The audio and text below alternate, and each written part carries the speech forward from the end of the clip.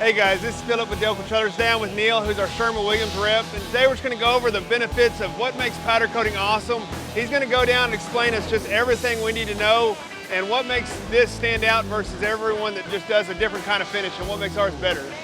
Philip, yeah man, I appreciate you having me. You know, it's an honor to be here. My name is Neil Kilheffer. I am the Sherwin-Williams sales rep for Delco. I've been with Sherwin-Williams for 19 years. We're just going to kind of go through Delco's process and what makes them who they are, that top-level trailer provider out in the market. One of the biggest factors on powder out in the field and the longevity of it is your prep work. This here at Delco, this is the first step. One of the most important processes for it to maintain its longevity in the field is your prep work. So step one here at Delco, this is the blast area that you see behind us. So what you're seeing right now is the raw slick metal. Powder coat won't stick as well to that as what it does to a blasted profile. So what blast is doing is, one, it's removing the mill scale that comes from the mill with the steel. It's removing rust, and it's just giving us a good level surface for that powder to give ultimate adhesion out in the field and last long. So here we are on the other side of blast. Just came through the blast booth. What you see here behind, this has already been blasted. So what you're looking for that nice profile. It's no longer the slick steel. It's dirty, so this will lead us to the next step, but it's been blasted. We removed the rust, we removed the mill scale. This section, doing kind of last minute checks for any slag or any loose metal still left after blast. And then it'll hit pre-treatment. That's where it actually gets clean. But as you can see, now we have a nice profile to give that powder something really to put the stick to. After that process, we're into our pre-treatment process. Here they do an acid wash and then they put a sealer on it. What that sealer does, prevent that flash rust from happening before you get from pre-treatment onto the dry off. We've already moved the rust, we don't want any more rust back on it. And then this acid is cleaning off any leftover oils, contaminants, anything left within that steel that was left after blast. So here we are after pre-treatment, after dry off. As you can see, the metal's dry. We're right before the powder booth. So this is what we want to see, dry, clean metal. What you see here, this is high heat caulking. So what Delco does on their select models, their cattle trailers, the dump trailers, they caulk these seams anywhere that moisture and water can get back behind the metal and rust out in the field. They're proactive and they put caulking on all of these gaps. Now what this is, it's high heat.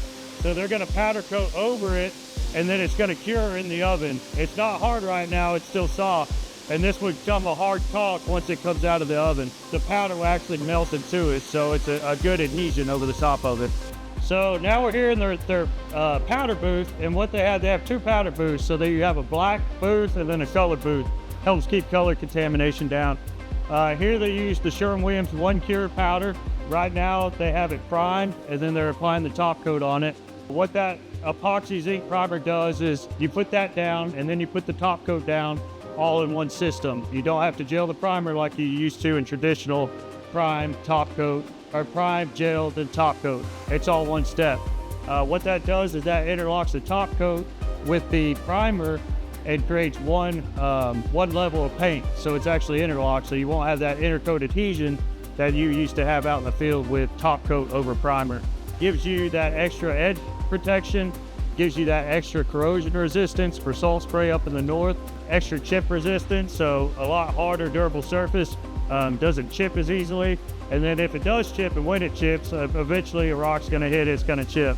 But it helps it from creeping, and that one little rust will stay that one little rust, where a lot of times in liquid coating, that one little expands, it gets a lot bigger, and then you have all that rusted metal. All right, so here we are after the powder booth. This has been primed, powder coat, top coat. So right now, all we're doing is waiting for it to cure. So as you see behind, we've got two ovens.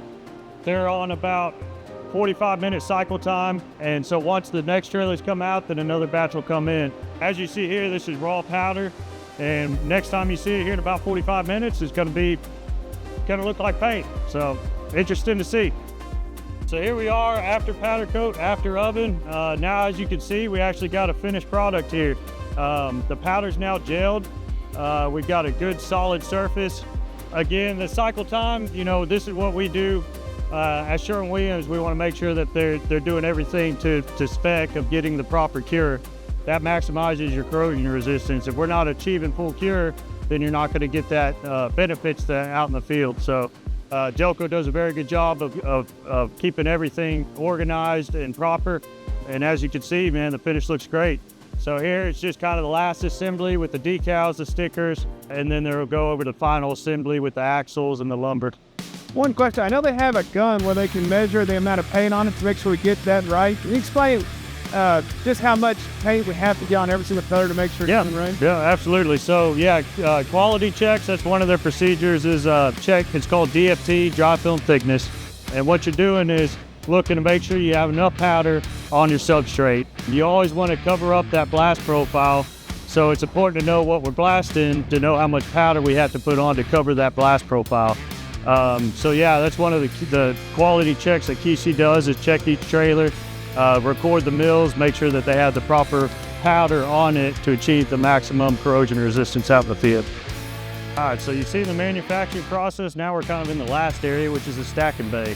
This is done, past quality, stacking bay, getting ready to ship, get to the dealer that has ordered it. Kind of one last quality inspection. What key highlights do you think that this area is kind of special that you guys do? To me, some of the big benefits that I've seen over my time doing this, a lot of our competitors that use paint, they just put the wood or the flooring in and then they paint over it, so it's not a very pretty finish, I guess you would say also. You know, I don't know if it makes the wood last longer or not, but with powder coat, we can't even put our stuff in until it gets out of the oven. So you got to put it all in and it gives it a real cleaner look.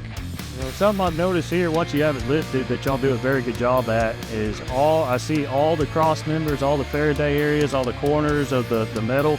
You put a really good thickness of paint there, which, you know, being the bottom of the trailer, that's one of the most abused parts, especially up north. So, you know, to have this kind of layer of powder on the bottom of the trailer is a big benefit.